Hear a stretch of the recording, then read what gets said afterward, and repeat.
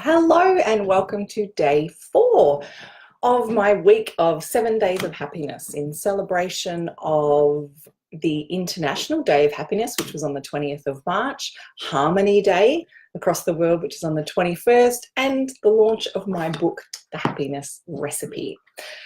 Today, I want to talk about one of the elements of the chapter in my book about cause and effect. Now, in my first book, I held this up with yesterday's lesson. In my book, The Answer, there's 3 chapters all about understanding cause and effect, which are perceptual positions.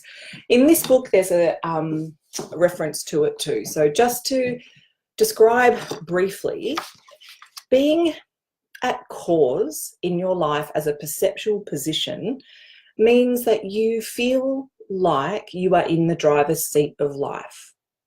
So you're looking out at the world, understanding that you've got the power to change direction, change your focus. You get to choose what you invest in terms of your own time and energy and thoughts and reactions.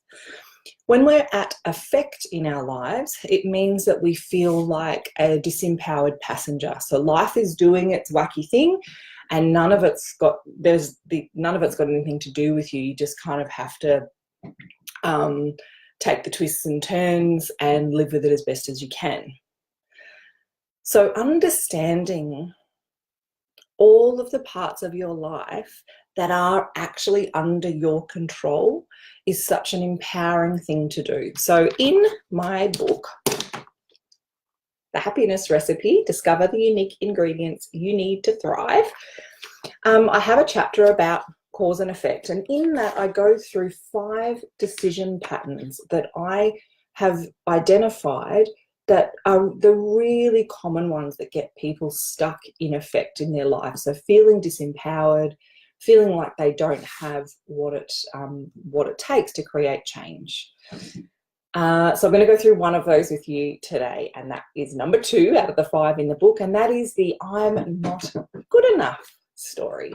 Who's done that? We all do that in some way at some time in our life. So this might be, I'm not good enough, fit enough, I'm not supported enough, I'm not financed enough, I'm not smart enough. It could be any of this not enough stuff.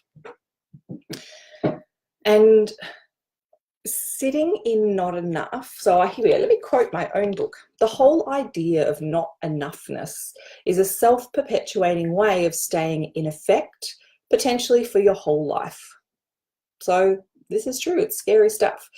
There's lots of snazzy coaching questions that we can ask to start to break this idea up. So we might say things like, good enough compared to who? Or good enough in whose opinion? Who says you're not good enough? And that starts to break it up. But the reality is that if you want to look out and track for how you're not good enough, you'll always be able to find people that are more resourced than you in whatever level.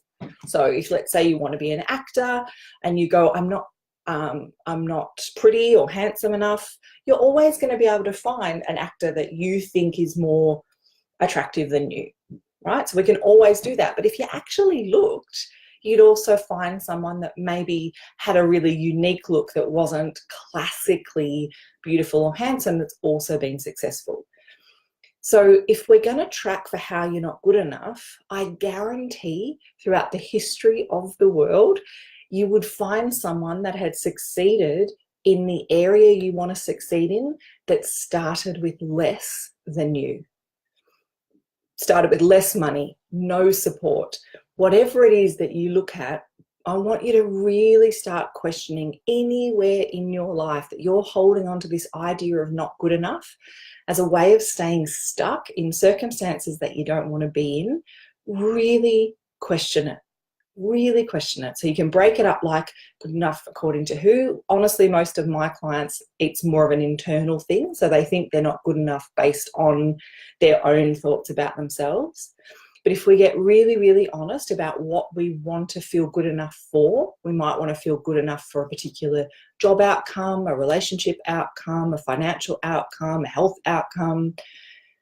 If we look around and look for examples, you will find someone who's succeeded in that area that started with less than you have. So really just don't believe everything you think. And the other thing I want to say is that if you really took the time to read and digest this and map your happiness recipe, we are unique. And you can never be not good enough at being you.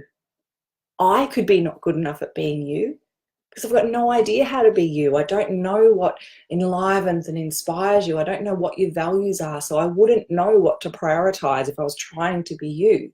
And you might be not good enough at being me, but that's great because I'm meant to be being me and you're meant to be being you. So if we begin from a place of I'm totally good enough to give myself permission to start dreaming and start feeling into what I want to change, and I can, like I was saying yesterday, step by step by step, just 1%, start taking action, start making changes, and I'm good enough to start seeing results from my action. Failure is only possible if you set a time limit. So care enough about yourself to put some energy into the part of your life that you want to change. That is it from me today. This is day 4.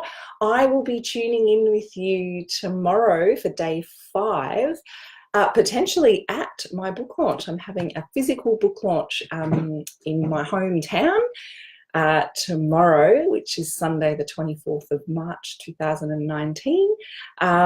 So yeah, that's going to be super fun. So I might tune in there or I might do it when I get home. We'll see how I'm going for time. Wishing you a wonderful day. And if you're watching this live or watching it between the 20th and the 28th of March 2019, you can grab a copy of The Happiness Recipe on Amazon for just 99 cents as part of launch week. So go grab yourself a copy, and I would love to hear your feedback and see what you think. Reviews are starting to come in, and it's like, oh, it's just soul food to receive that kind of feedback. So thank you so much. Have an awesome day. Mwah!